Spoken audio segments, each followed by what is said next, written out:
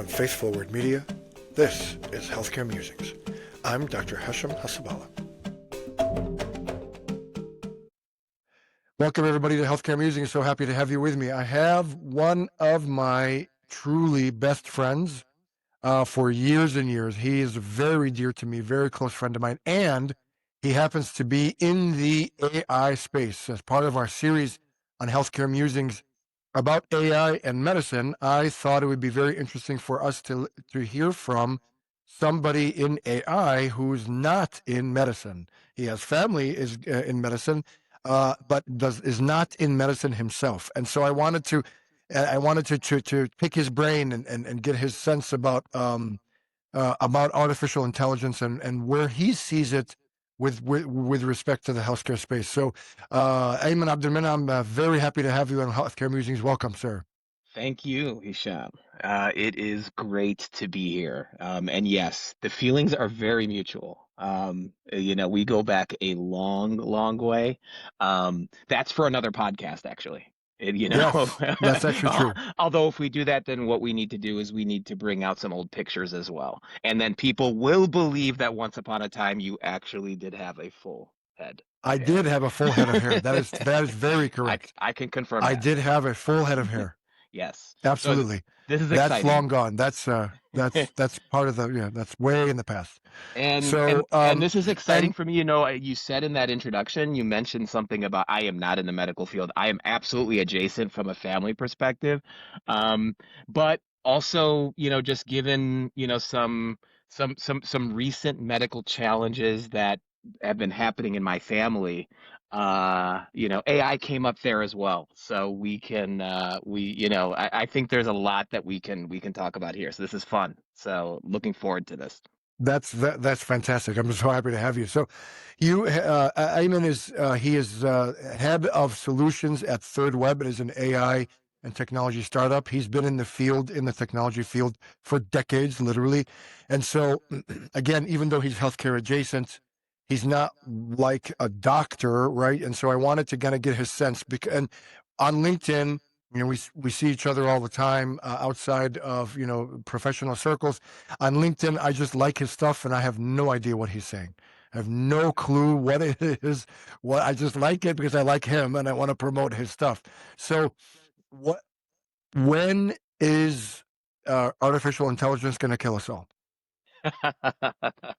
Well, I do not think that is anytime soon, God willing. So we could get the elephant in the room. Let's get that one right behind us. So no, I don't think that. If anything, it's going to be a gradual, although rapid, I think, advancement where, even if any one of us, if you ask yourself, for example, when, your use of, let's say, Chat GPT or any AI in your just daily life versus, today versus a year ago versus 2 years ago, um, I'd say, use that as a barometer as well in kind of measuring the progress there. But it really seems to me that Skynet is just around the corner. Well, I mean, there was a Dan Brown novel. I'm not sure if you read it, about an AI thing that was leading to the destruction of humanity because that was the most logical conclusion of this AI machine that they tried to shut down and it wouldn't let it shut down. So, like, Mhm. it really seems to me from the outside, and we're going to talk about AI and healthcare in particular and your perspective, but just as a lay person from outside of the AI space and you're in it, it really seems like Skynet is going to become a reality. Is it a hyperbole? No, I mean, it's not that I'm saying that, that, the terms that you will hear people, especially those, kind of leading voices that you hear talking about this, whether they be the Sam Altmans or the Elon Musks or others, just kind of like who are at the center of these the big companies that are really in a kind of Game of Thrones sort of way, all like just throwing money and resources towards achieving this thing they're calling, AGI, general intelligence, or they also talk about something called a super intelligence. And that, and maybe that's, the thing that when you're referring to as a Skynet, that's where we can draw the equivalence. Um, so, the are things happening rapidly? Absolutely. Um, are the capabilities of these models increasing at a very rapid pace? The answer is yes. Are, you know, are we at a point where we have fully autonomous AI agents operating, in the wild today? I'd say no. And I'd say, there's a term in AI that they call human in the loop, right? The idea is that, yes, you have an AI. Yes, an AI may be automating tasks, but there is this idea of the human being in the loop, sort of like kind of being the supervisor, kind of observing. I personally think that, we will have human in the loop, for the next, 5 to 10 years, right? Before you start really seeing these just fully autonomous, like, AI agents just, roaming around, conducting commerce, making decisions, spawning other AIs. Um, i- i- it's it's something that isn't like just a figment of our imaginations. I will say that, Hisham. But is it right around the corner? I'd say no. But that's still frightening.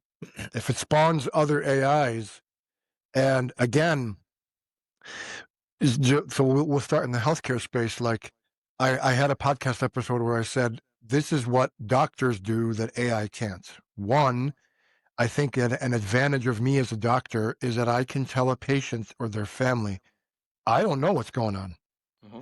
and that humility actually is a strength. And it says, I don't know what's going on, and I'm committed to finding out with you what's going on.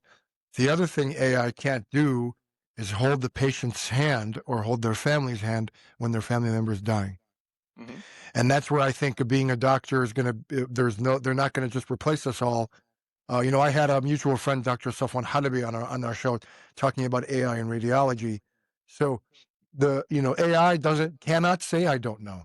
It Hmm. just makes stuff up, right? And so in I think where I told my daughter who's aspiring to be a physician, she's pre-med. I told her, don't be a scribe. Don't be a scribe because that's going to be taken over by AI very soon. This was a couple of years back. And you know what now? Now I have an AI scribe on my app, on the Doximity app, and I love it. All I do is talk to it, and it writes it with punctuation, and it puts everything where I want it. And if I put the template and where I want it, it's really been a game changer as far as making documentation easy. If I say, what is the literature behind X? The AI agent, whether it's called Open Evidence, which is based on the National Library of Medicine, or Doximity's ChatGPT AI thing, it just scours the literature. I mean, when I was in med school, I literally went to the library with books, bounded books of journal articles, and would go to the copy machine. I don't think some of the members in the audience even know what a copy machine is, and would go and make copies of paper articles, and I would have paper articles stacked like this to write a research paper. Now, in the palm of my hand, I just say, what's the evidence behind whatever? And it scours everything in seconds. Hmm. So I think what's your perspective on that for you, as you're very much versed in the healthcare field, and you can tell me about kind of your experience with AI and the healthcare for you, with your family, if you'd like. Well, I mean, what I would say to you is that where I work, it's not just that we ourselves are building AI product, but I also happen to work in a field. It's a category of knowledge work, which I believe is like of the all the categories of knowledge work that are out there, sort of like software and technology, I think is like at the lead right now in terms of seeing the changes to our daily, like the daily tasks um, in our industry has changed significantly in the past 24 months. And I think if you use that as a model, it can help you to kind of understand the impact that it's going to have on other knowledge work areas. So what do I mean by that, right?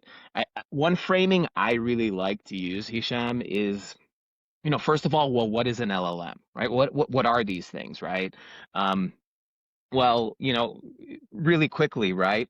Ultimately, what they are is, they've been trained on these huge corpuses of data, right? And at the end of the day, what they do is they kind of like take input tokens in, right? That's what your prompt is, right? That's the content that you're feeding in.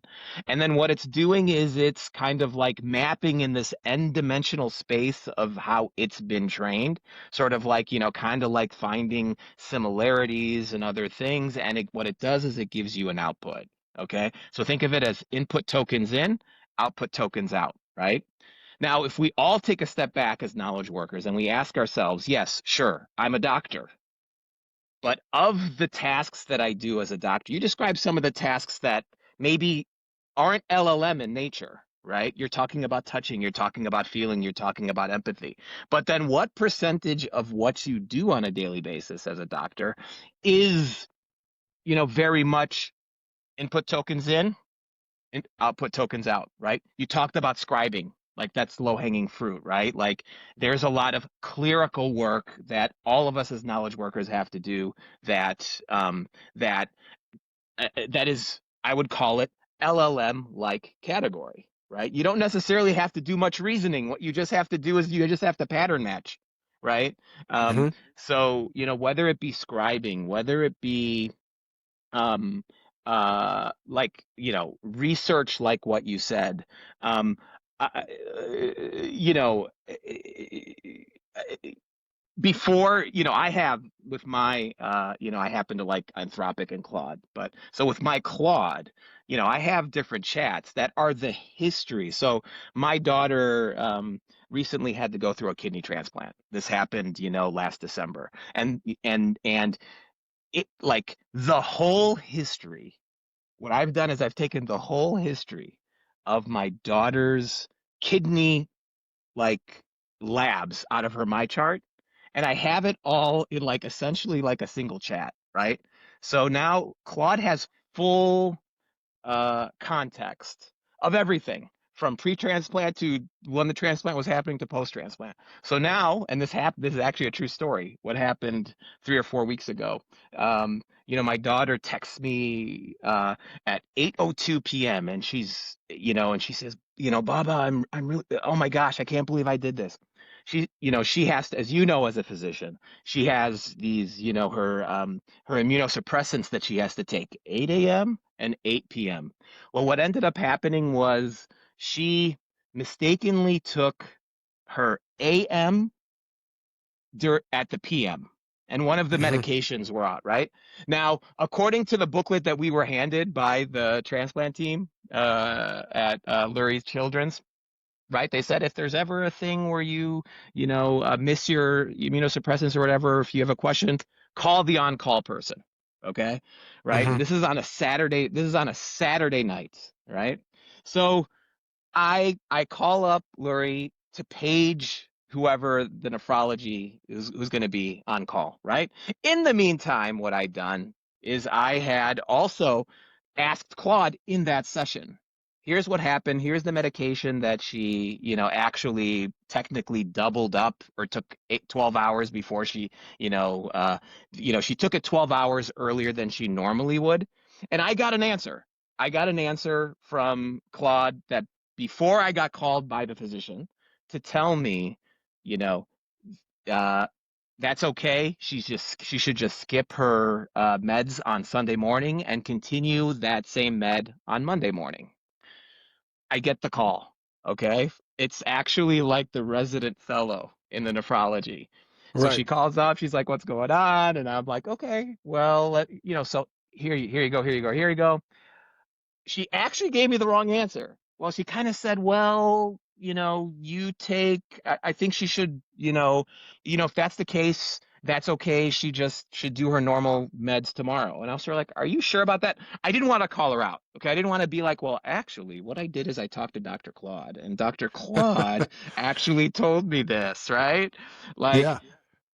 so I had her check it, and then she was sort of like, she kind of paused, and then she sort of like kind of hit, entered it into the computer, it sounded like. And then long story short is she came to the same conclusion. Now I share that very long-winded story with you to just sort of tell you that, like, um, that ability of Claude to be able to have the full history and the full context instantly, across all 13 years of the data that, let's say uh, that was involved with my daughter's kidney condition.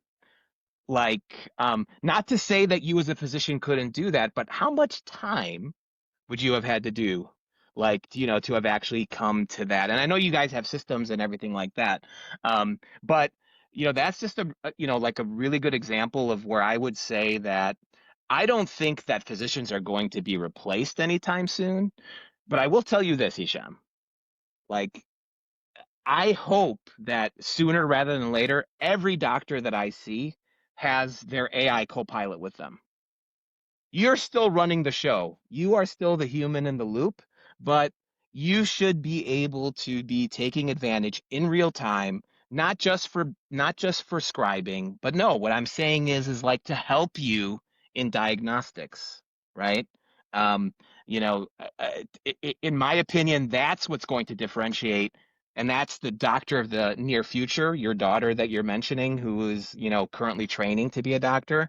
Like, that's what being a doctor absolutely will have to be, because otherwise people are going to be using the tools the same way that I use the tools, right? And that would be the one thing that I would say to any doctor is out there is, don't look at this as, you know it's very easy with AI to kind of jump to end state. Everybody jumps to end state. Oh my God, my job's going to be replaced, and then we're going to all be working for the robots, and it's going to be like that Pixar movie where we're all just going to be fat and funny and just like watching movies, doing nothing, and the AIs are going to be doing everything for us. Everyone jumps to that end state. It's Terminator. It's Judgment Day.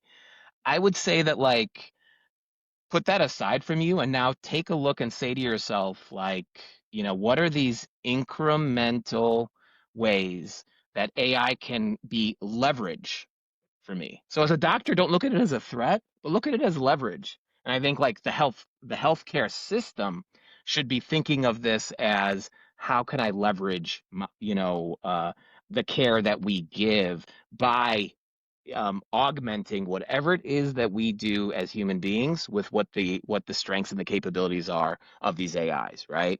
And by the way, what I was doing was with a generalized LLM. It's not a specialized LLM, right? Like Claude, ChatGPT are generalized. Their knowledge of medicine is based off of mostly public corpus, what you can find on the internet. Okay, Hmm. it is how they're a doctor. Um, think about a specialized LLM that's been trained not just on research, but also on, imagine if your Copilot LLM was actually learning from you, Hisham. So as you were making diagnostics, right, that there was a feedback loop. So that, like, as certain cases happened and as the data came right back in real time, with your different patients, that can be refined and can get more accurate. So does that make sense?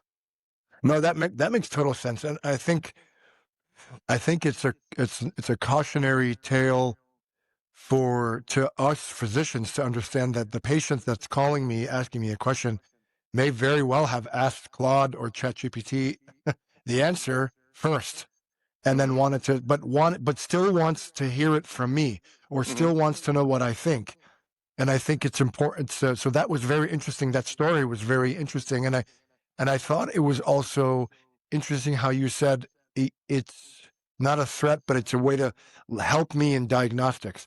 It, there's no way that I can look at the entire history of somebody in a few seconds like an LLM can. And I think that's really a good point. I took that to heart. How I should really use that advantage so that I have the whole story, and that's coming down the pipeline, especially in in the inpatient where I live and work, the inpatient setting in the hospital where I can have an LLM, an AI co-pilot, summarize a patient's entire medical history and Hmm. what happened and where they were and everything, because it takes time to go through everything that they went through. And if they're right there critically ill in front of me, I don't have time to spend 30, 40, 50 minutes going through their entire history. I would love for the LLM to summarize it for me. The problem is here's my thing. I don't know what it leaves out or what it deems as not relevant, but that may have been very relevant to me, right? Even when in the scribe, when I look at the output, sometimes it puts things where I didn't want it to do. I Hmm. didn't want it to put there, right? It summarized something that I didn't want it to summarize. I wanted it to say it just like I told it, right? So how do we protect ourselves against what AI thinks is better for me? Yeah, yeah, that's a good point. I mean, it was funny. I mentioned to you the fact that I hesitated. I didn't want to, here's Claude, you messed up, resident. But like when I was in the hospital during the transplant, like, so they were doing daily labs, as you know, I'd be getting it in real time in my Marchart. I would have already Yeah. been put it into Claude. And then, like, let's say, when they were doing rounds and they would come in, I would kind of mention to the doctors, like, hey, I've kind of already saw it. I kind of already fed it in. So I kind of already got like like a thing. And then, some of the younger doctors actually were the most interested in. They're like, can I see it? Can I see what Claude said? And so I would show it to them. And they would say, oh, that's pretty good. Here's the thing that I want to say also to doctors, Hisham, which is that, look, that's me layman prompting, okay? You know, word to the wise, right? Like as someone who is just working with LLMs every day, if you want to get good answers out of it, you have to give it as much as you can and be very specific. Be as Mhm. specific as you can, okay? Be as wordy as you can. Don't worry about it. And so, you as an expert, you who's been trained as a doctor, using even that same generalized tool, the way you would prompt it, knowing the technical language, knowing like sort of like kind of like what guardrails you would want to put into, I call it the prompt, to make it so that like it's not just kind of off there, like making just just a generalization, but like you're giving it kind of like, more details around the inputs, it will give even better answers, right? And so, So it's really like garbage in, garbage out, right? yeah, yeah, and just try it, right? Like, even for something very, very simple, right? Like if you tell it, oh, craft me an email, a cover letter for my thing, it's gonna give you like this stock vanilla, even now they call it AI slop, right? Like You're right.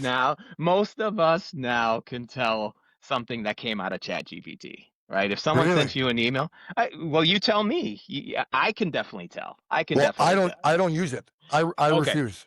Okay. I'm a writer, right? So I refuse to have AI write for me. Never for the until my dying day am I going to never have an AI bot write for me. I'm going to write it.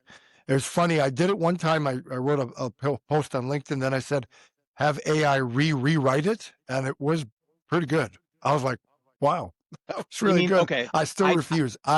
Have to be, I have to write it. Well, All there's my different. newsletters are me. Okay, fine. I'm not saying do it for your newsletter, but there's definitely got to be quote unquote writing you do. That, man, if you could just hit a button, get it done. Great example. I was working with my high school daughter who needed to get a resume. Now we could sit there and we could like write, bring up Microsoft Word the good old fashioned way, and then we can bring up the template and we can start trying to, you know, like, do this ourselves, or we could just, kind of say, I want to give you some bullets, Chat GPT, you create the resume for me, right? Fair And enough. fair Fair enough, enough. right? Fair So enough. No, no, no. so I Fair enough. agree that like the memoir, your the great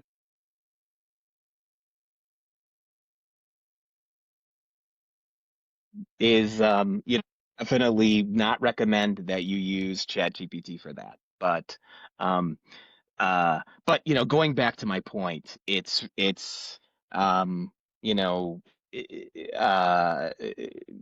it's leverage. I really want to say that, and I want to say that especially for the young people, right, who are out there. I was recently invited to present at Loyola University here in Chicago, Hmm. just an intro to marketing class, undergraduate. And I was talking about AI and jobs.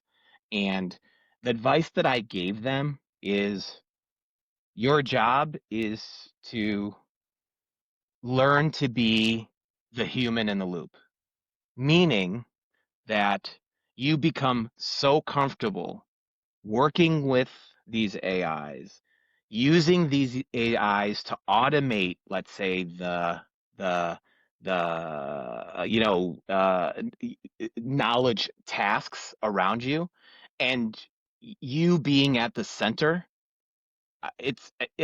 Like what could you accomplish in anything if I told you that you have like this unlimited resource of really, really smart yet dumb sort of college interns that you can just snap your fingers to get them to like I call my AIs that I work with daily on a daily basis is that they're the dumbest, really smart like employees that have ever worked for me. It's like, you know, they know everything at like in the sense of like if you ask them the right question, they will give you the right answer. Hmm. But if you give them a simple tasks without a lot of instructions, they mess it up. And so Interesting. becoming very, very comfortable with that um, is is what I advise people. And maybe for you, Hisham, when you're not, you maybe you're not. It's not going to write the novel for you, but maybe you just need to brainstorm something. You got stuck, and you need to brainstorm. I do that a lot, But I where it's feel like that's if cheating. That why, it's not my idea. I feel that's cheating. And I want to, before I forget. So, but you think that if I'm a physician and I don't use an AI tool, I'm going to be at a disadvantage? I would think so. I would think that I personally, if I had a choice between a physician who had a AI co-pilot and a physician that did not have a co-pilot, I would pick the one with the co-pilot. Wow. Wow. Really? Yeah. Yeah. Why would you not? Let me ask you. That I don't know. No, that's a good point. But then again, okay, keep going back. So if I'm stuck, which happened to me, right? I wrote a screenplay. I got stuck at page 75. No idea where to go. But Mhm. if I didn't have, it was way before ChatGPT. But if I told ChatGPT, I'm stuck, man. What do you do? And it tells me the story. That's not me. That's ChatGPT. How can I put my name on that? Well, And how so I do kind you of gain feel like, well, inspiration today? I didn't come up with the diagnosis. I'm just Mhm. sharing with you, like, I didn't come up with the diagnosis. The bot did. Well, But then I think about it in the other way. If the bot helps me arrive at the correct diagnosis and I treat the patient, who cares, right? so two things, right? I'd go first to your question about are you cheating? Well, put aside AI for a second, what do you do today to when you're stuck? What is it that you do to get stuck? No, Do you I go to like Up to Date or something like that, and I look up, or if I think this is a particular diagnosis, then I look it up, or if I know if I know the diagnosis, I look it up to refresh my memory. What's the latest research? What's the latest literature on how it's effectively treated? What signs and symptoms that should I need to be looking for? I do that all the time. Yeah. Hmm. Yeah, no. So that's on the medical side. And how about on the writing side? I'm really interested on the writing side, right? So you got stuck. You're completely stuck. So what do you do? Do you go for a walk? Do you go play golf? Do you just like start Yeah, surfing I the just internet? Do think you look about for it. I inform just Where sit do you and find walk away from the inspiration? page and I just think about it. And what they teach us to do is to ask, what would the character do? Which is Hmm. why they tell us to actually write up character sketches before you even begin the story, and Yeah. and describe these characters and let the characters take you out of where you're stuck. Like, let the characters move you away from where you are. That's what the classical traditional teaching is about screenwriting. For example, if you're stuck at a certain point in the story where you don't know where to go, then let the characters take you out.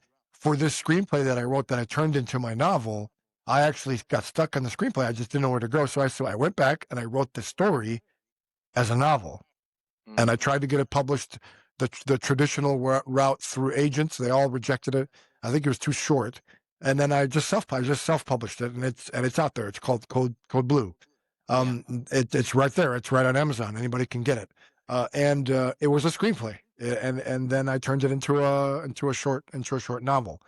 And it helped me get through the story. Right now, I can go Oh, back and write the screenplay. I never did, but I can go back and write the screenplay. yeah. Um, I wouldn't. I feel like if I told ChatGPT or Claude, finish the story for me, it's not mine. It didn't come from my And, brain.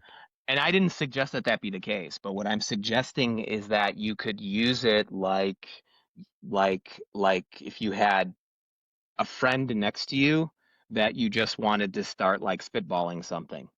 So what the task that you ask it isn't finish the story. The task in it might be, you know, eh, you know, create me, help me to spitball something.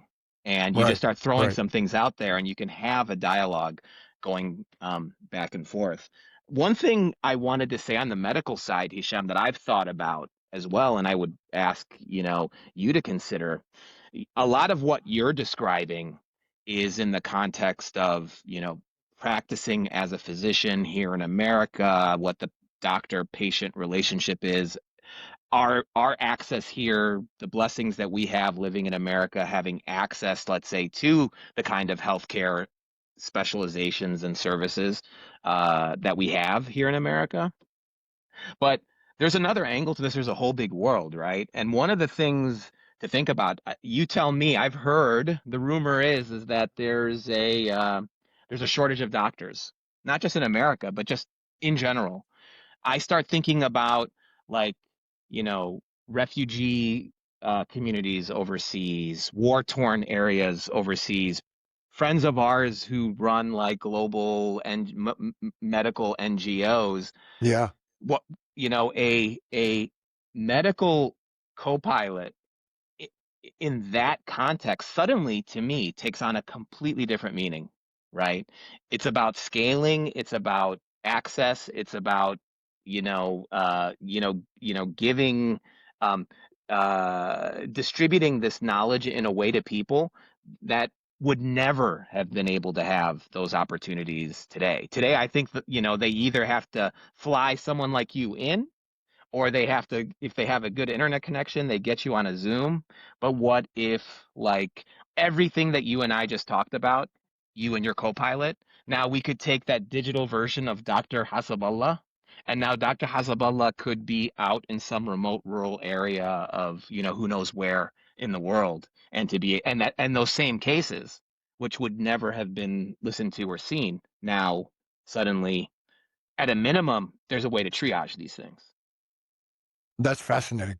I never thought about that because because I come at it from a very ethnocentric, America-centric medicine, but I never even thought about refugee and emergency medical situation. That's fascinating, and that I mean, how could you not? Right? Like, how could you not leverage that kind of power? These AI things, they can field 30,000 messages from patients all at once. There's no way a human doctor can do the things that a machine can do. Hmm. And I kind of get that. That's actually very, very fascinating. At this, so you made me think. You made me think about that a lot. Like why resist the tool if it'll help me become a better diagnostician? I can still hold the patient's hand. I can still talk to the family. I can still express empathy. I can still do the procedures. I can do all those things. But if it makes me a more efficient diagnostician, why should I resist that? That's very interesting, and that really made me think. And AI is going to take jobs, man. It already has, don't you think? I mean, AI has scribes. I have the scribe in my app. I'm not going to pay millions of dollars to a scribe company to have some pre-med student. And my nephew, he was a scribe. That's how he Hmm. got into medical school. He's not in medical school. He was a scribe, but that's gone. Why would I spend millions of dollars for a scribe when I have it for free? You know what I mean? Yeah. AI is going to take jobs. Yes? For sure. And I think that's where I go back to what I told those students at Loyola University, where I said, you need to be the human in the loop. 100%. If your job is 100% that mechanical, like knowledge work type thing, input in, output, I agree with you. Like those jobs are more and more going to fall by the wayside. If all you're doing is kind of mechanical clerical work or something like scribing. And so for people who might be in those areas, what I would say would be, yeah, you need to kind of you're going to have to adjust to that. Um, and I think that those portions of all of our jobs that are, because we all have those aspects in what we do, Mhm. that will go away. I think the other thing that we've seen in my industry is the blurring of lines, right? So because AI is an enabler, for example, when we're building software, there's someone who has the role of the product manager. The product manager's job is to understand like what let's say what it is we want to build in the product, and then they build the requirements, and then the product manager would hand that to a designer would mock up, let's say, designs, right? And then the designer would hand that off to a software engineer who is then responsible, let's say, for building the building that design. Okay. And then there would be, let's say, another person who would be responsible for reviewing the code of the developer. And then there would be somebody who was responsible for testing the software before we're going to, let's say, release it to the public. And so you could see there's like 5 or 6 roles that I said. Well, now with AI, a product manager can take those requirements and can have an AI generate a mockup. Okay. Mhm. What you can do is that once you have a mockup, you could or a design, you could create like a working prototype. Again, using just AI tools. Um, and then when it comes to like building the actual like official product, right? Which is taking um, that that working prototype and then turning it into a production application, which is what the software engineer it does. Again, the software engineer, that used to be maybe a team of engineers who would, would just bang out the code. Well, now like we have, a single software engineer can have coding agents that are working, where what you can do is you can instruct the agents to build different parts. Again, you are the human in the loop. And then the reviewing could also be done by an AI. And so you can see that, like, everybody's job is going to change. In all Mhm. of those cases, I still see humans in the loop. But for a person who is worried about this, this is where again I'm just going to say I'm going to look in the camera and I'm going to say think of AI as leverage. It is leverage. Don't, it's not about the fear. Think about the leverage. Think about how it can turn you from a 1x employee to a 10x employee, right? A 10x employee is somebody who can do what their job is plus, you know, five or six other things, right? And so every single one of us should be able to uh to look at what it is that we do and say what are the tools, what are the skills I need to become a 10x. That's fascinating. That's great. That's great advice. I mean, um, yeah. I mean, I'm also in addition to being a clinician, I'm a physician advisor dealing with the insurance space and inpatient status and denials. And I know it's going to be, I know my job as a physician advisor writing appeal letters, which is what I do now, and I really enjoy it. And I would love AI just to summarize the case for me, and then I can write the appeal based on my clinical judgment. But I know that that one day is going to go away. One day there's going to be an AI agent that's going to look at the charts, is going to read the denial letter, look at the charts, and then craft the denial letter based on what it sees in the chart. That my job is probably going to be gone. I'm going to ride the wave until it does.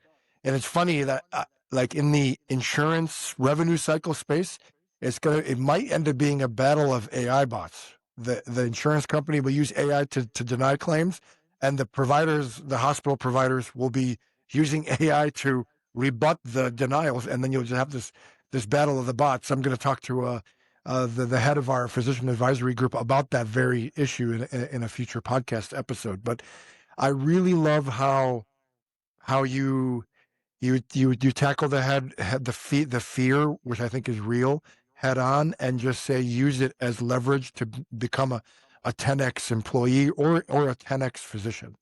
Hmm. That and when you told me like if you as a patient would rather have a doctor with an AI co-pilot to help him make the diagnosis as opposed to someone that it's all in here when it can't be.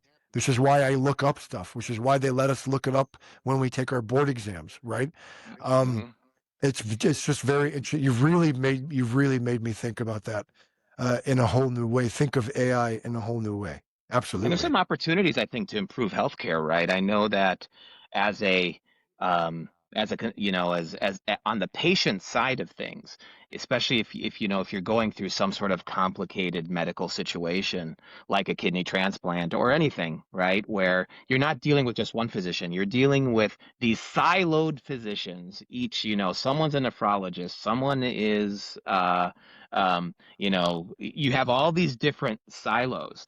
And unfortunately, unless you have an advocate, somebody who sits in the middle, who can kind of like centralize all of the information and all of the communication and making sure that the left hand is talking to the right hand.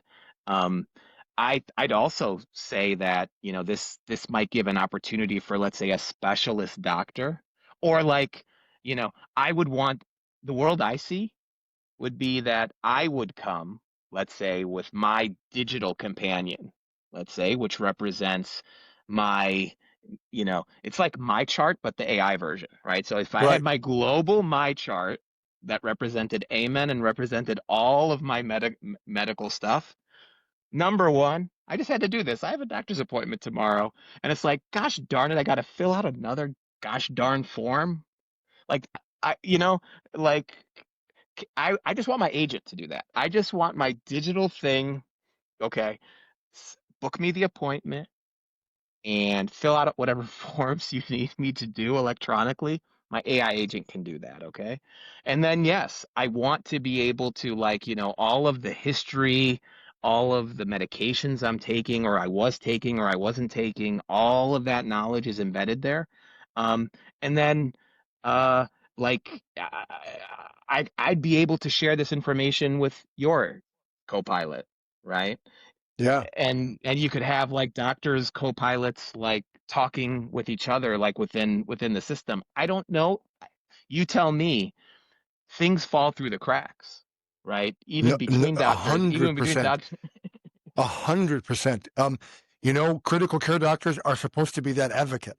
That Yeah. my role ideally is I'm the captain of the ship when they're in the intensive care unit, and I talk to the nephrologist, and I talk to the cardiologist, and I talk to the primary, and I talk to and I am the captain of the ship, and I am the one that's taking all of that and communicating and trying to cover all those cracks and being the one thing for the patient. That's actually my role as the critical Hmm. care specialist when I manage people in the ICU, because I was before I became full-time critical care, I was a pulmonary doctor and I did critical care, but it's not the same. I thought I was, but I wasn't. I know I wasn't. I was not really a critical care specialist. Um, I was the lung doctor, and I'd come in and your lungs are fine, right? Everything else is falling apart, but your lungs are good, right? And it's frustrating. Even now, as a critical care specialist, it frustrates me when the specialist comes in. They're silent. Kidneys are better. The patient's dying, but yes, the kidneys are better. So when they come and they tell the kidneys are better, the family thinks, oh, that means they're going to get better.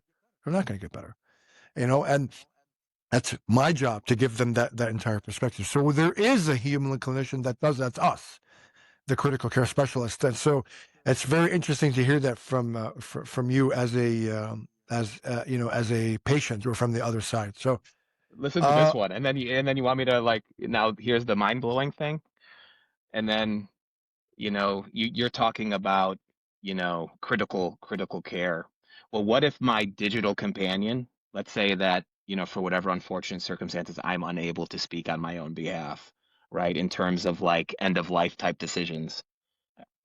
Are we that far away from a world in which my digital companion would weigh in on like what my actual like desires were, as it relates I to would end be of life decisions? very uncomfortable.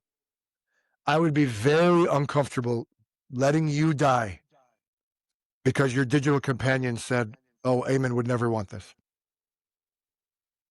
I'll be honest. It's because when I ask family members, I ask them if, for example, I'm just going to use your name. If Eiman saw himself sitting in the bed right now, hooked up to machines, what would he say?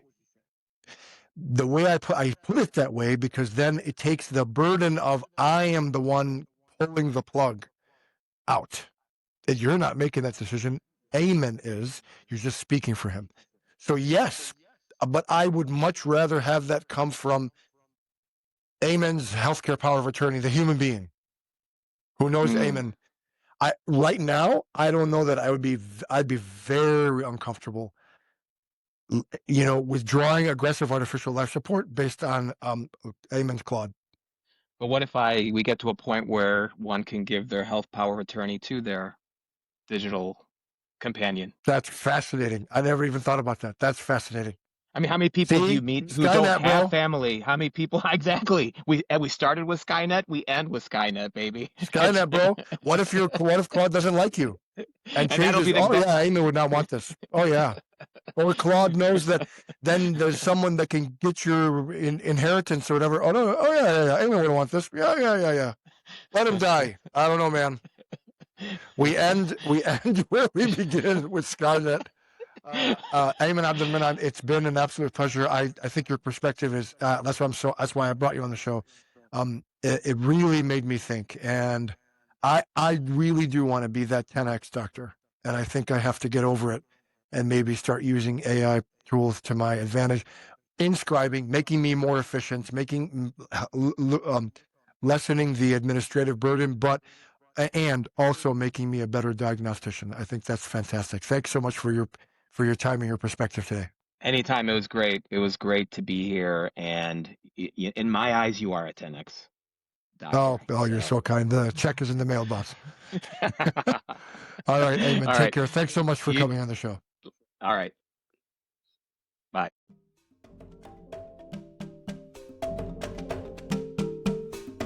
Thank you for listening. Sign up at healthcaremusings.com to get every episode delivered directly to your email. And please don't forget to leave a 5-star review. Thank you so much.